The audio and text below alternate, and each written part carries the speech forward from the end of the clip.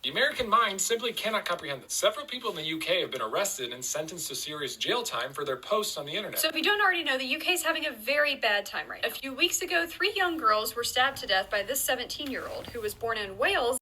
Annoyingly, I've just had to delete this and re-upload it because it had a load of music on it that I hadn't realised. When you're recording it, it shows it up there, and if there's light up there, I can't always spot it. Now I've got to remember what I said. The main thing is you say, go and look at the video, and the comments are just horrendous, and I'll tag them in this so that you can go back and see it.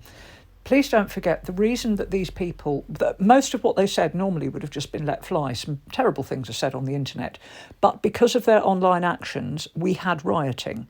And they were looting shops and all the rest of it because of false information.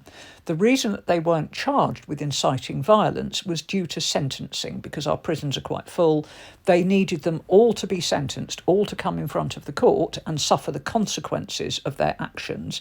But if you charge them with incitement to violence, the penalties are much higher, mandatory penalties. So the reason the charges are lower is sentencing guidelines. Also, to point out, a lot of those people who were rioting and have said that online desperately want us to come out of the European Court of Human Rights, which is the place where they derive their rights to say that stuff, because no, we don't have free speech here. Rather interesting, do you not think?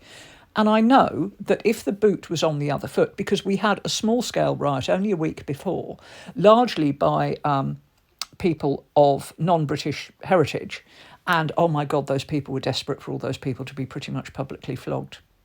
So there's a lot of hypocrisy going on. The riots were very serious. You can say an awful lot of stuff on the internet, even over here. It is illegal, but largely a lot of it gets let fly. But when things like riots happen, you suffer the consequences of what you can say. And if the shoe was on the other foot, I think you'd agree with it too, don't you?